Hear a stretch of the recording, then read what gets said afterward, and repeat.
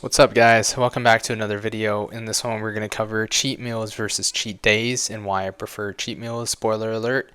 uh, Hopefully I can spread some clarity as to why I prefer cheat meals. And in the past I like cheat days, but you know what, I think I matured in this subject and I prefer cheat meals versus cheat days. I think we all kind of know why. Cheat meals are more moderated and cheat days are more of an excuse just to eat whatever you want and to honestly binge and justify it as a refeed slash cheat day when it's really just you not having proper self-control. So just the context of what I'm doing right now. So I'm in a fat loss phase and I want to maintain a range of leanness that is lean. So I want to be on the lower end of my body fat percentage and fluctuate up and down, because in the winter months I'm probably going to eat a little bit more, maybe trying to push a little bit more strength, trying to gain a little more size, not necessarily bulking, but lean bulking, and at least making sure that I'm able to put on a little bit of weight. But nothing to make me get fat.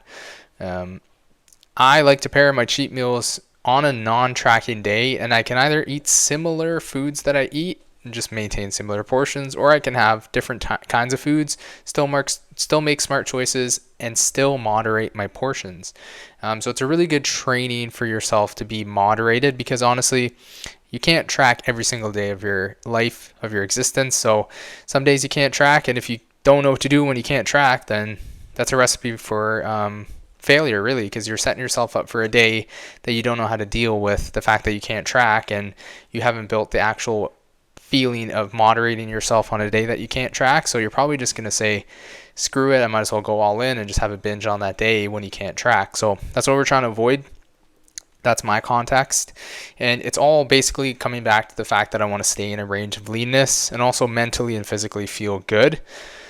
Because honestly, if you overeat, like, you always regret it.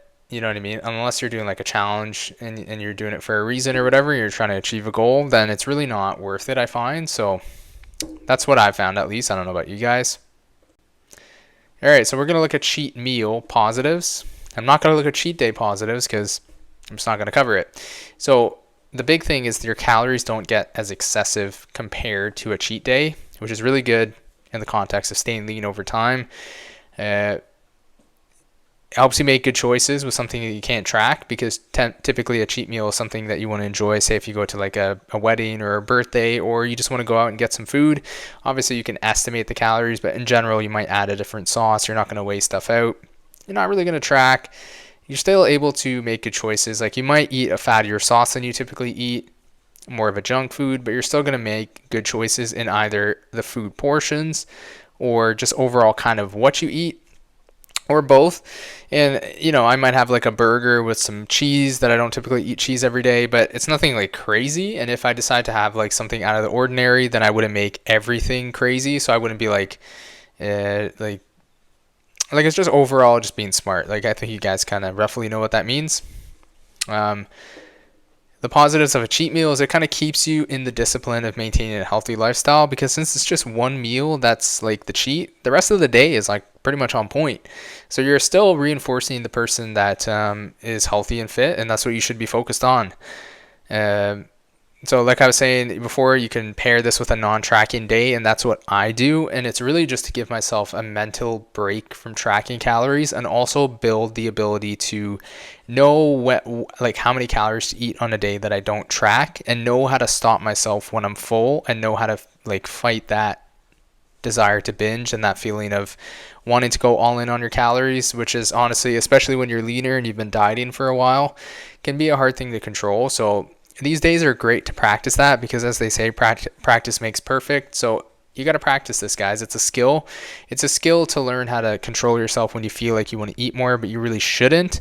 And you know that if you will eat more, it's going to make you feel bad mentally, because one, you overate and you told yourself you didn't want to, and so you kind of let yourself down. But also physically, you kind of ruin your day. You kind of ruin your routine, because you're so full that you can't really like do anything properly. And also, you don't feel good after physically. You feel kind of bogged down. You're going to use this cheat meal as a day which in total the entire day will be higher calories than you typically eat, and that's kind of the goal. So it refreshes you, but if you go too overboard with the calories, then it just ends up bogging you down. So there is definitely a point of no return, point of diminishing returns with the calories, so just keep that in mind. And on the flip, we're going to look at the cheat day, not the meal, cheat day negatives. So obviously it'll be like a lot of the flips of what the positives are for the cheat meal. So obviously your calories are going to get way too excessive with a cheat day. It just builds this kind of mentality where you go all in if you don't track, or if you're not on point.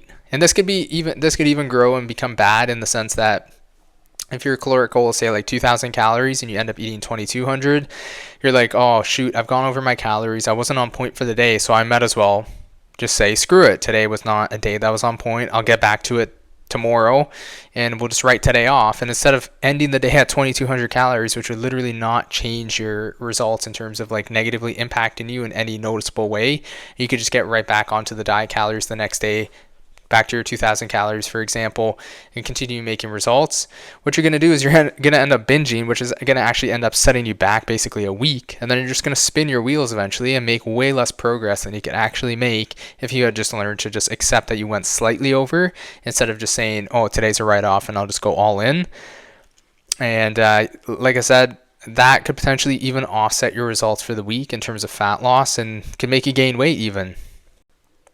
So these two go hand in hand with me, because typically, like, I can weigh out my foods and aim for, say, like a certain caloric ceiling before the cheat meal, which I've thought of doing in the past. But I'm like, you know what? I usually want to have a little bit of variety, because I eat a meal plan for the most part during the week. So I like eating a bit of different foods, and even some of the same foods that I eat, but I'll change them up like slightly. And so I kind of know what portions, I know what it feels like to be full on these meals, and I'll typically have like 3 meals and then a 4th meal being the cheat meal, or 2 meals and a snack and then the cheat meal. It really depends if I want to have dessert with the cheat meal. And so yeah, it kind of lines up that way, because I typically have like 3 meals and a snack anyway, so I kind of time it in a sense in that same way.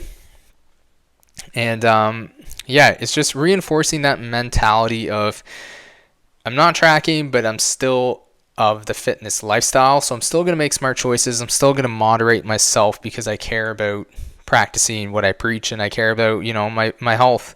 And I'm still going to moderate myself, but I'm still going to use this day as a day to unwind a little bit, eat something that I don't typically eat a little bit of extra calories, have a little bit of junk food. You know, you live a little, you let loose a little bit. You can't be perfect year round, because, you know, you need a little bit of a break, and the junk food every once in a while is nice for a treat. Like, we're not all robots. We can't eat perfectly clean every single day. You're going to want to have a treat, of course, here and there. So you got to be honest with yourself and know that that's going to happen, and figure out a way to like incorporate it into your life, as opposed to saying that like, I'm never going to eat this stuff, and not accounting for the fact that you will, buddy. You will have some junk food at some point. And big takeaway from this is binging, not good for you guys. Unless you're doing some sort of like food challenge, and you're doing like, you know, something crazy where you're getting a ton of views on YouTube and you're making some money off of it, then like, what's the point? Because you're just kind of like hurting your health, right? And it doesn't make you feel good physically. It doesn't make you feel good mentally. It really does not have a benefit. Like, that short-term gratification of your taste buds being stimulated by the sugar and fat and the processed GMO'd delicious food was probably not going to be worth it as soon as you swallow. You know, pause.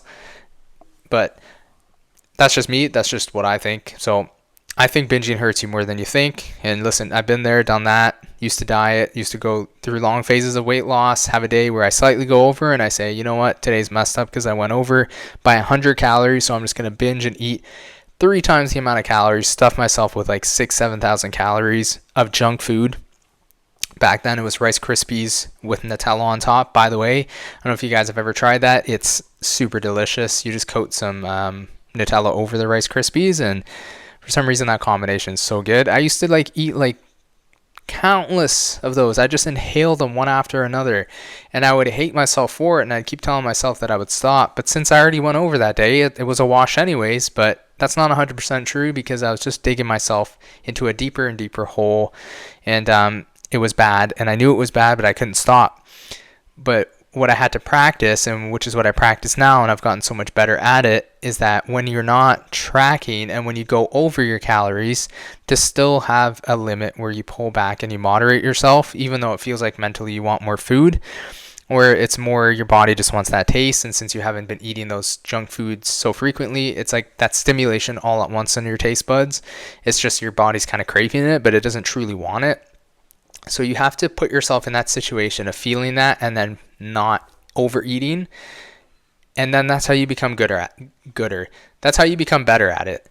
You have to practice something to become better at it. So if you expose yourself in these situations and then you restrict yourself, and you can actually overcome and do what you want to do in that moment and just feel what it feels like to resist the urges, then you'll be like, okay, this is what it feels like to resist the urge to want to eat.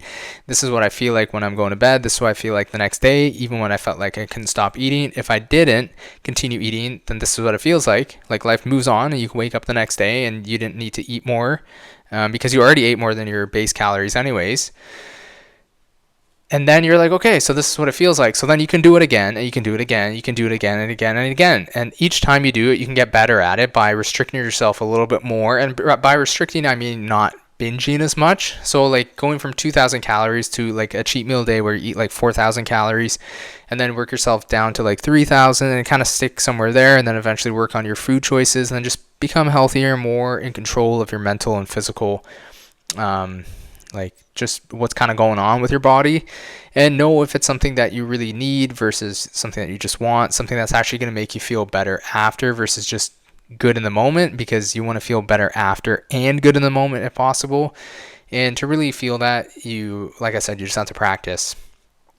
So just remember, guys, you want to look good physically, but sometimes you can be super lean and you cannot understand what somebody's going through in terms of like mental instability with like what they think of food like, and when they get these binges and then you don't see the results of the binge because they might do a ton of cardio the next day, get right back on their diet, but they know as soon as they come off their diet even slightly, they end up binging again because they just can't control themselves. Somebody could be a complete mess physically and mentally, but it just doesn't look like it because they're lean.